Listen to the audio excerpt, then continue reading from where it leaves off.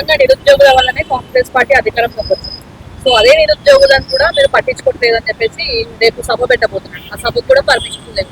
రేపు BRS party తలపెట్టిన యువ సంగ్రామ సభ ఏదైతుందో అది బీఆర్ఎస్ పార్టీ నిరుద్యోగులకు 10 ఏళ్లుగా విద్రోహ సభలాగానే చూడాలని తెలంగాణ యువతకు మేము కోరుతా ఉన్నాం.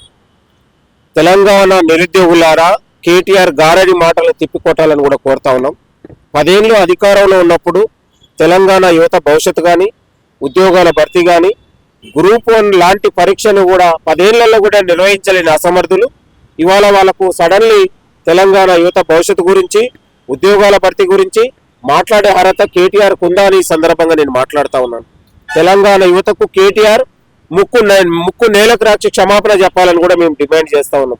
ఏం ముఖం పెట్టుకుని ఇవాళ నిరుద్యోగుల దగ్గరికి వస్తున్నావు కేటీఆర్? ఇవాళ ప్రజాపాలనలో ఏడాదిలోనే 60,000 ఉద్యోగాల భర్తీ చేసినందుకు వస్తున్నావా? మా ఏడాదిలోనే ఇవాళ గ్రూప్ 1 లాంటి పరీక్షను నిర్వహించి ఒక అత్యంత పారదర్శకంగా నిర్వహించి 563 పోస్టులు భర్తీ చేసినందుకు నిరుద్యోగుల దగ్గరికి వస్తున్నావా?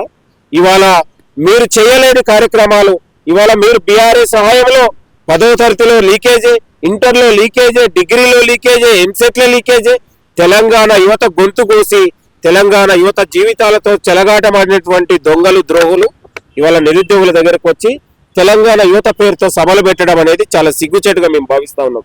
తెలంగాణ యువతకు క్షమాపణ చెప్పి అమరవీరులు ఆత్మహత్యలు చేసుకున్నటువంటి మురళీ ముదిరాజు కావచ్చు, సునీల్ నాయక్ కావచ్చు, ఇదే అశోక్ నగర్ చౌరస్తాలో ఆత్మహత్య చేసుకున్న ప్రవళిక ఆత్మహత్య చేసుకున్నటువంటి కుటుంబానికి కేటీఆర్ క్షమాపణ చెప్పాలని కూడా డిమాండ్ చేస్తా ఉన్నాం.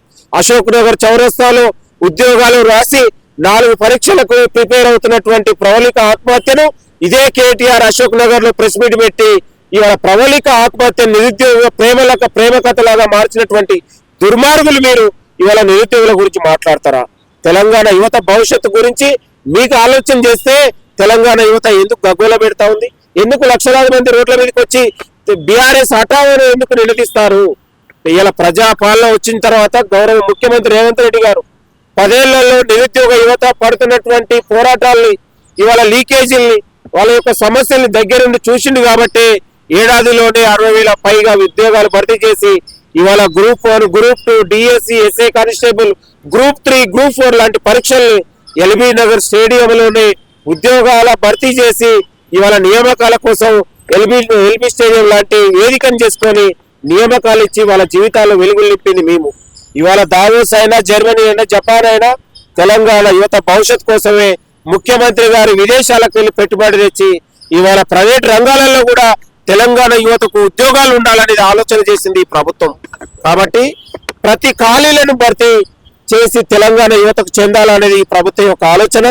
కాబట్టి తెలంగాణ యువతలారా, విద్యార్థులారా, నిరుద్యోగులారా, బీఆర్ఎస్ మోసపూరితమైన హామీలను, మోసపూరితమైన పార్టీని తెలంగాణ యువత నమ్మొద్దు. 10 ఏళ్లలో ఉరేసినటువంటి బీఆర్ఎస్ పార్టీ ఇవాళ సింపతి కోసం మరొకసారి తెలంగాణ యువతను రెచ్చగొట్టి కార్యక్రమాలు చేస్తా ఉంది. తెలంగాణ యువత ఆలోచించాలని కూడా మేము కోరుతా ఉన్నాం. మీకు అండగా కాంగ్రెస్ పార్టీ ఉంది. మీకు విశ్వాసం, నమ్మకం, భవిష్యత్తు కోసం ప్రజా పాలన ఉంది. మన ముఖ్యమంత్రి రేవంత్ అన్న ఉన్నాడు. అనే విషయాన్ని మీ అందరికి గుర్తు చేస్తా ఉన్నాను. వయో పరిమితితోని రిటైర్డ్ అయిన అధికారులతోని 10 ఏళ్ల పాటు వాళ్ళ పాలన నడిపిస్తే రిటైర్డ్ అయిన అధికారులు తొలగించి వాళ్ళ స్థానంలో నిరుద్యోగులకు ఉద్యోగాలు ఇచ్చి ఈ ప్రభుత్వం పాలన నడుస్తా ఉంది. ఎవరి పారదర్శకత ఉందో అనేది తెలంగాణ యువత తెలుసుకోవాలి.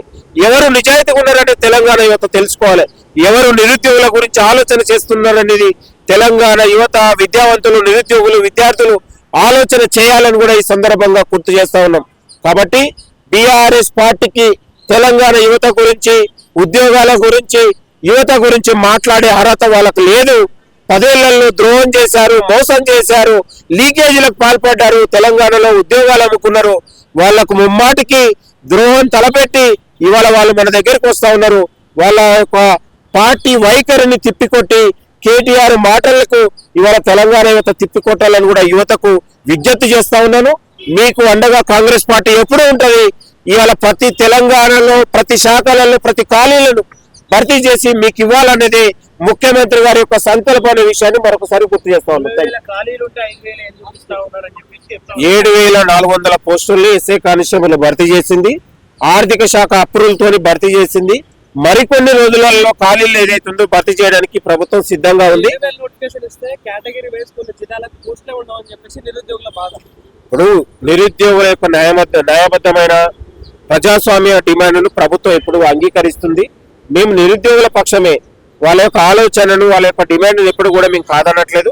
కాబట్టి ఈ నిరుద్యోగుల మధ్యలో ఈ దొంగలు దుర్మార్గులు చేరి మీ యొక్క ఆలోచనలను, మీ యొక్క ఉన్నటువంటి మధ్య చెదరగొట్టి ప్రభుత్వం పైన వ్యతిరేకత పెంచే కుట్రను చేస్తా ఉన్నారు.